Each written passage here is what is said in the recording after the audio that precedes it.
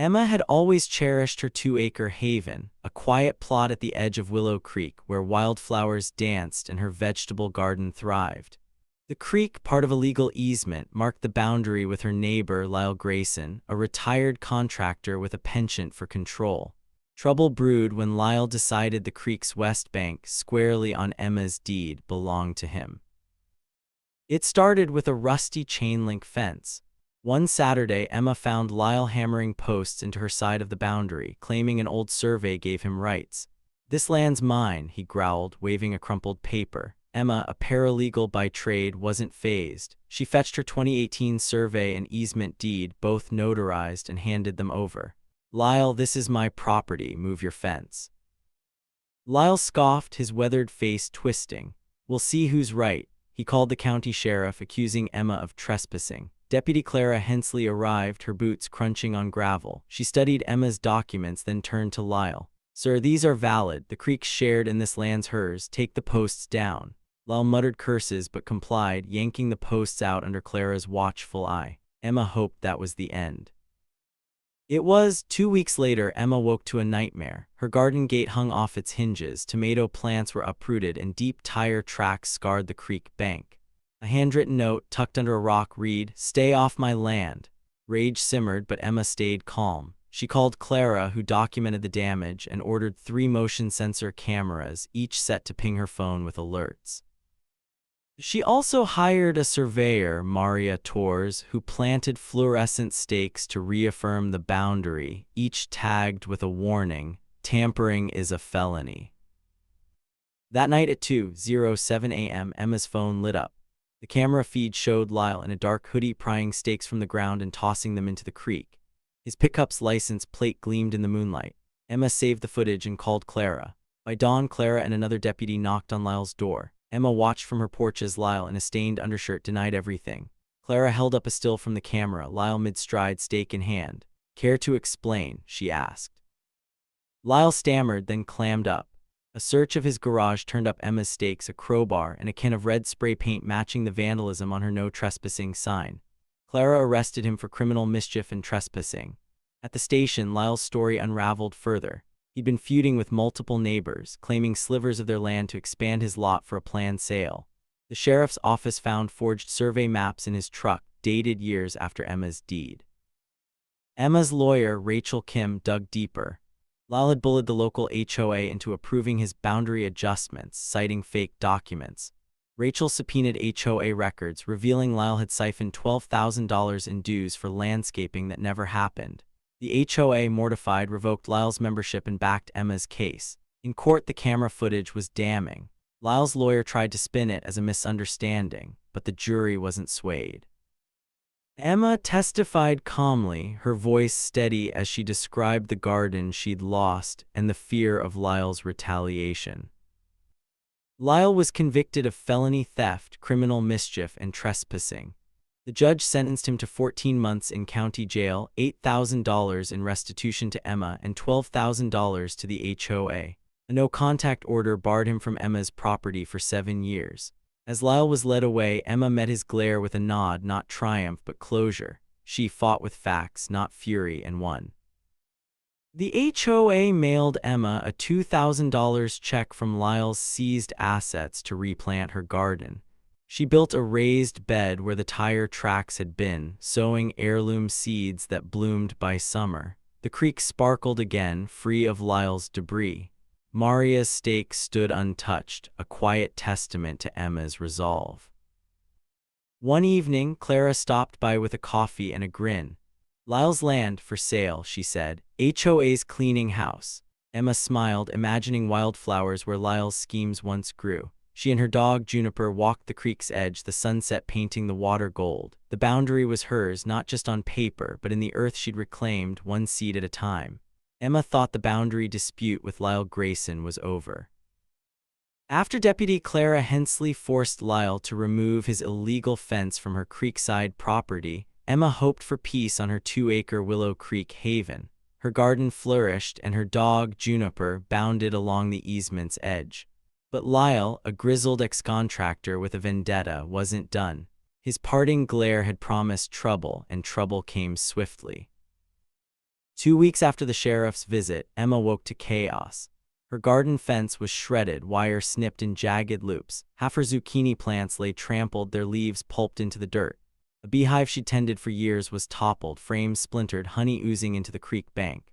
Worst of all, Juniper yelped, limping from a shard of glass buried in her paw. The vet extracted it, prescribing antibiotics and a $200 bill. Scrawled in red paint on her mailbox was a warning, "Back off or else."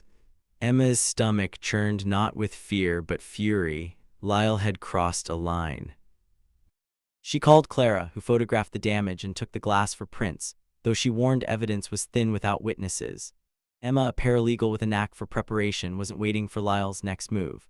She ordered 4 motion sensor cameras, each with night vision and app alerts, and mounted them around her property. She also rehired Maria Torres, the surveyor who'd marked her boundary before. Maria drove fluorescent stakes deeper and attached laminated signs. Tampering is a Class C felony. Emma felt a flicker of control, but her nights grew restless, her phone always close. At 1:42 a.m. 3 days later, the cameras pinged. Emma's screen lit up with a grainy feed. Lyle in a black cap and a wiry accomplice she recognized as Mitch, a local handyman with a rap sheet. Lyle swung a sledgehammer, smashing Maria's stakes, while Mitch spray-painted her no trespassing sign with the same red hue from her mailbox. Their truck's license plate flashed as they hurled the stakes into the creek. Emma's heart raced. She had them. She saved the footage, time-stamped 1:44 a.m., and dialed Clara. Clara arrived at dawn with 2 deputies, warrant in hand. Emma watched from her porch as they knocked on Lyle's weathered door. Lyle answered, bleary-eyed, claiming he'd been asleep. Clara showed him a still, his face mid-swing, sledgehammer raised. "This you at 1:44 a.m., she asked. Lyle's jaw tightened, but he said nothing. Mitch, roused from a nearby trailer, tried to bolt, but tripped on his own porch steps. The deputies cuffed them both. A search of Lyle's garage turned up the sledgehammer, red spray paint, and 3 of Maria's stakes, still damp from the creek.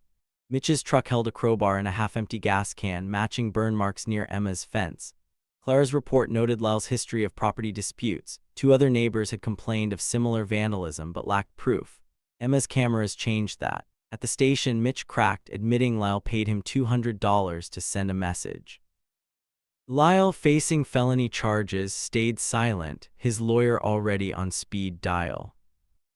Emma's lawyer, Rachel Kim, pushed for maximum charges: criminal mischief, trespassing, and felony vandalism, given the $1,500 in damages.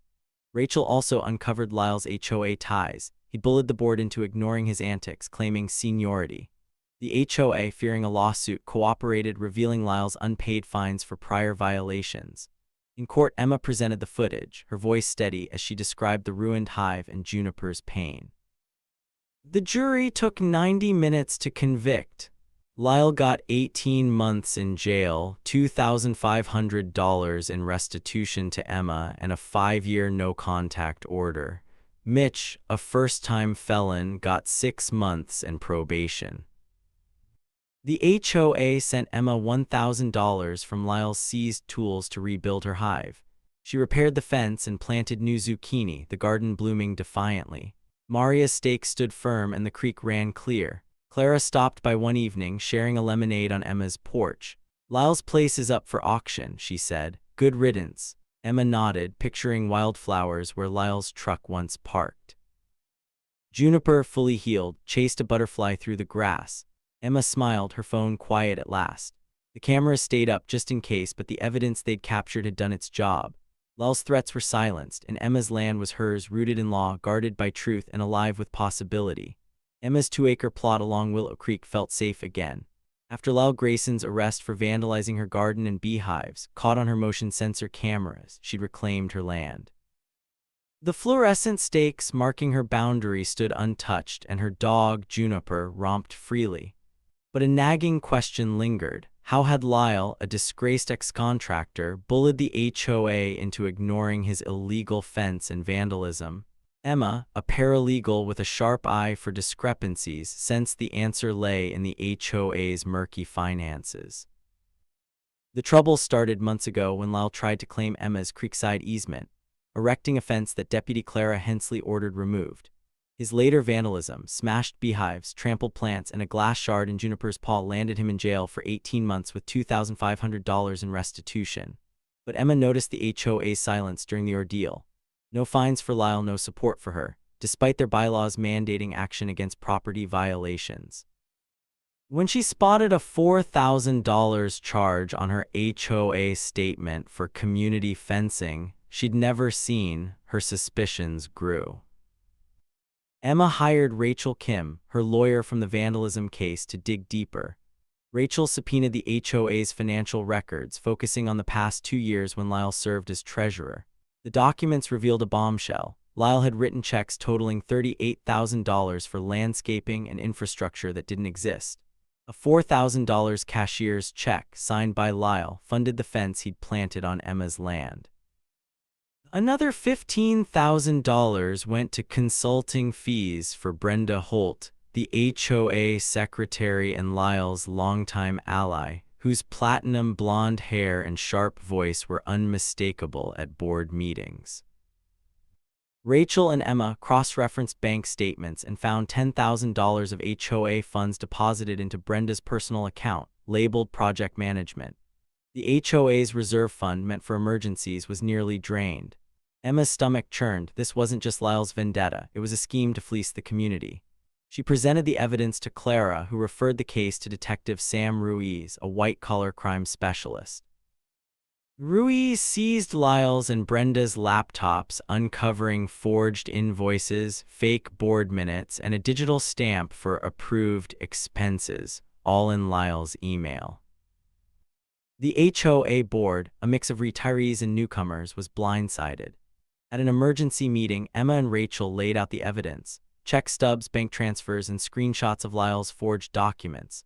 Brenda, sweating under the community center's fluorescent lights, claimed she only assisted Lyle and knew nothing of fraud.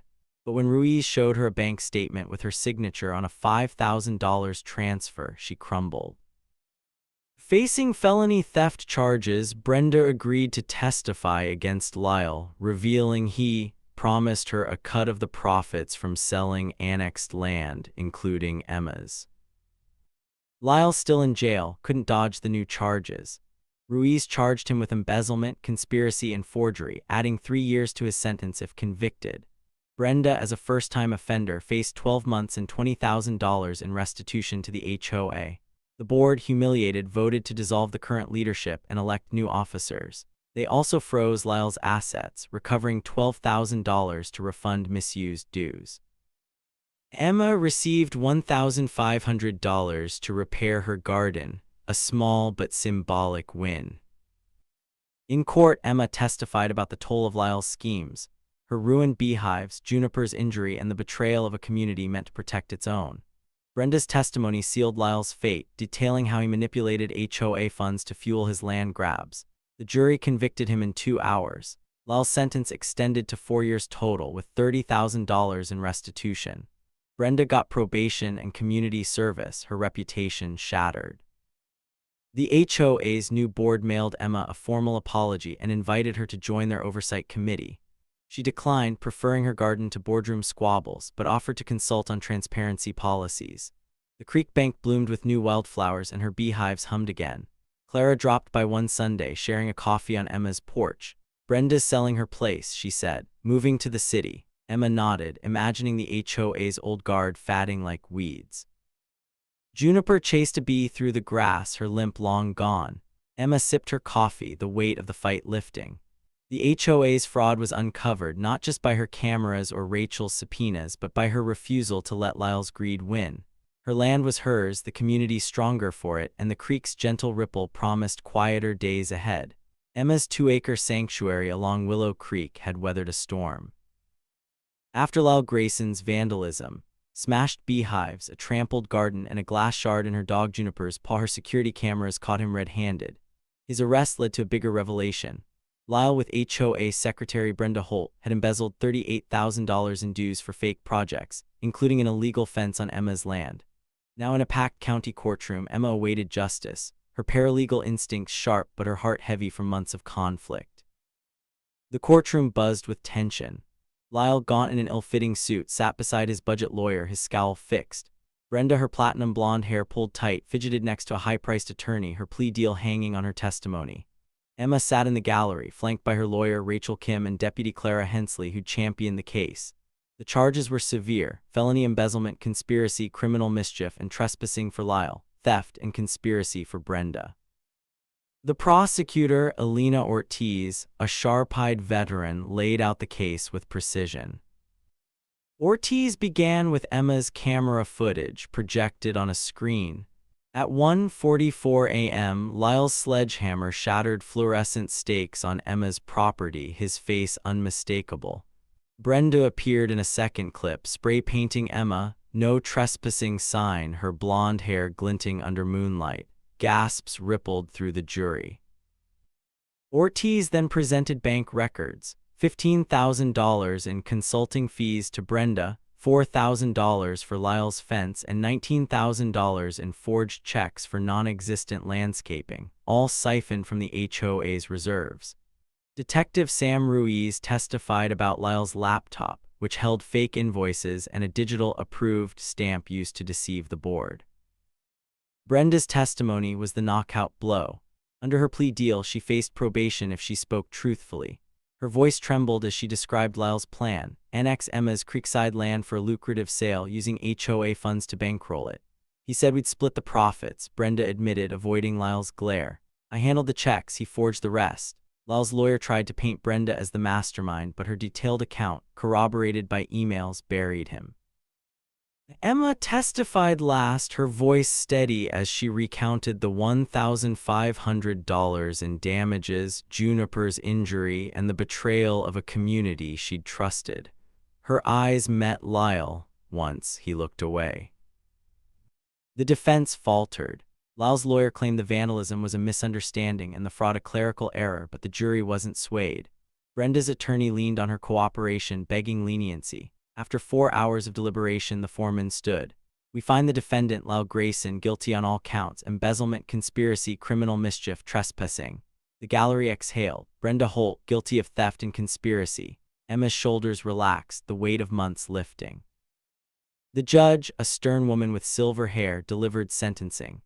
Lyle got 4 years in prison, 18 months for vandalism, plus 2.5 for fraud, owing $30,000 to the HOA and $2,500 to Emma. A 7-year no-contact order barred him from her land. Brenda received 12 months probation, 200 hours of community service, and $15,000 in restitution, her plea deal sparing jail. As Lyle was cuffed, Emma gave him a small nod, not gloating but closure. Brenda, sobbing, was escorted out, her attorney whispering assurances. The HOA, chastened, acted fast. New board members elected after the scandal recovered $10,000 from Lyle's assets and refunded overcharged dues. Emma got $1,200 to rebuild her beehives, which hummed again by spring. The board invited her to a meeting, apologizing formally and offering a seat on their ethics panel. Emma declined, preferring her garden, but shared tips on financial oversight. Clara visited one evening, bringing donuts. Lyle's house sold, she said. New folks seem nice. Emma smiled, picturing her creek free of his shadow. Juniper chased fireflies as Emma tended her zucchini, the scars of Lyle's tire tracks now lush with wildflowers. The courtroom's intensity faded, replaced by the creek's soft ripple. The guilty verdicts weren't just for her, they'd freed the community from greed's grip. The HOA planted a communal garden on reclaimed land, and Emma donated seeds, a quiet nod to renewal. Her cameras stayed up, their lenses glinting, but her phone was silent now. Justice had spoken, and Emma's haven was whole, rooted in truth and blooming with peace. Emma's 2-acre plot along Willow Creek was hers again, not just on paper but in spirit. The guilty verdicts against Lyle Grayson and Brenda Holt had closed a bruising chapter. Lyle, convicted of embezzlement, conspiracy, vandalism, and trespassing, was serving 4 years, owing $30,000 to the HOA and $2,500 to Emma for her ruined beehives and garden. Brenda, spared jail by a plea deal, faced probation and $15,000 in restitution. Emma's security cameras, which caught Lyle smashing boundary stakes and Brenda defacing signs, had sealed their fate. Yet, as spring painted the creek bank with wildflowers, Emma felt no triumph, only relief. The community, though, was fractured. Lyle's $38,000 theft from HOA dues had eroded trust. Neighbors whispered about who'd known, who looked away.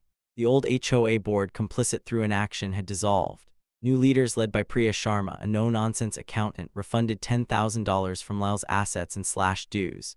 Emma received $1,200 to rebuild her beehives, which hummed again, and her dog, Juniper, chased bees without a limp. But at the mailbox, neighbors avoided her eyes, as if her fight had exposed their own complacency. Emma, a paralegal used to precision, focused on her haven. She replanted zucchini, repaired her fence, and let the creek's ripple soothe her. Deputy Clara Hensley stopped by, sharing coffee. Lyle's place sold, she said. Some nonprofit bought it. Sprout together. They're talking gardens. Emma raised an eyebrow. A community project sounded idealistic, but after Lyle's schemes, she was wary. Priya emailed inviting her to consult on the project, citing her resilience. Emma hesitated. Her land was safe. Did she owe the community more? Still, curiosity tugged. She fought for her boundary, but maybe healing meant building something new. She replied, agreeing to meet, her fingers lingering over the send button. Juniper nuzzled her hand and Emma smiled. The verdicts were done. Now came the harder work of trust. Sprout Together's director, Mateo Alvarez, met Emma at Lyle's former lot, now a weedy expanse with a sagging porch.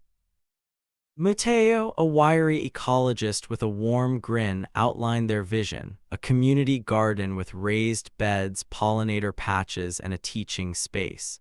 Your fight inspired us, he said. This land can be more than Lyle's greed. Emma nodded, skeptical but intrigued. Her beehives could benefit from native plants, and Juniper loved open fields. Priya and a dozen neighbors joined, including Tom Rivera, a retiree who'd clashed with Lyle, and Sarah Chen, a young nurse wary of the HOA. Priya announced the HOA would fund initial supplies using Lyle's recovered assets. Sarah snorted. The HOA let Lyle run wild. Why trust them now? Emma shared her doubts, recounting the $4,000 fence Lyle charged to dues. Priya, unflinching, admitted past failures but vowed transparency, sharing a public budget spreadsheet. The first planting day drew a crowd. Emma brought her brush cutter, Mateo supplied seedlings, and Clara volunteered, her deputy badge swapped for gloves. They cleared weeds and built beds, sweat mixing with laughter. Tom shared tomatoes from his yard, and Sarah's daughter, Leela, planted marigolds. But tension simmered. An older resident, Diane, a Brenda loyalist, muttered about outsiders like Mateo. Emma intervened, calmly nodding the land's legal sale. Diane backed off, but the rift lingered. That night, Emma's cameras pinged. A lone figure tossed rocks into a bed, scattering soil. The feed was blurry, but Emma recognized Diane's shawl. She sighed, not anger but exhaustion. Healing wasn't linear. She sent the clip to Priya, suggesting a private talk with Diane, not police. The garden was a start, but trust needed deeper roots. By summer, the garden thrived, tomatoes ripened, bees swarmed lavender, and kids painted signs for the beds. Sprout Together secured a grant, adding a compost system and benches. Emma, now a regular, advised on pollinators, her expertise easing her into a leadership role. Mateo dubbed her Bee Queen, and Leela crowned her with a daisy chain. Emma laughed, warmth loosening her guarded heart. New faces joined. Aisha, a chef who donated herbs, and Javier, a carpenter who built a tool shed. But old wounds flared. Diane and other HOA holdouts skipped meetings, spreading rumors about Priya's overreach. At a planning session, Sarah confronted Priya about past dues hikes, her voice sharp. Emma mediated, suggesting a town hall to air grievances. Priya agreed, and the event, held in the garden, drew 50 residents. Stories poured out: Lyle's threats, Brenda's favoritism. Priya listened, promising audits and open votes. Emma bonded with Tom, whose dry humor matched hers.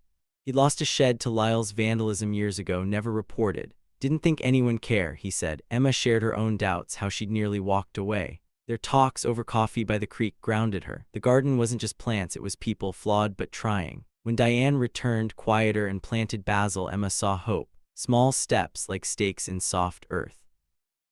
Fall brought the garden's first harvest festival. Tables groaned with zucchini bread, Aisha's herb salads, and Emma's honey. Mateo emceed, Leela led kids in a scavenger hunt, and a local band played. Over 100 residents came, a far cry from the HOA's tense meetings. Priya announced a surplus from grant funds earmarked for a greenhouse. Cheers erupted, but Emma noticed Diane and two others slip away.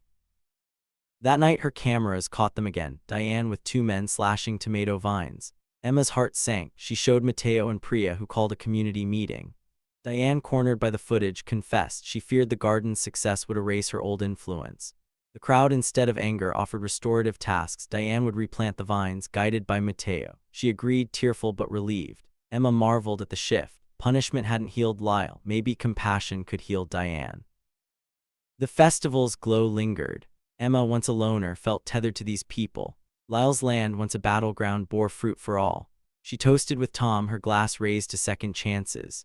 Winter planning solidified the garden's future. Sprout Together leased adjacent land, and the HOA pledged permanent support, audited by Aisha. Emma helped draft bylaws, ensuring no Lyle could rise again. Diane, now a regular, mentored Leela in pruning, her gruffness softening. The greenhouse broke ground, its frame glinting by the creek. Emma found balance. Her plot remained her haven. Juniper dozed by the hives, zucchini sprawled, but the garden was her bridge to others. Tom gifted her a carved bench for her porch, a quiet gesture that warmed her. Clara, now a friend, shared news. Brenda had moved. Lyle's parole was distant. The past faded, less a scar than a story. At the garden's spring opening, Emma spoke, her voice clear. This was Lyle's land, then ours. It's not just dirt, it's us. Applause rose, and Leela handed her a sunflower. Emma planted it by her gate, its roots joining the creek's flow. Her cameras, still watchful, caught only laughter now. Healing wasn't perfect, but it was real, and Emma's home, once a battle line, bloomed with tomorrow.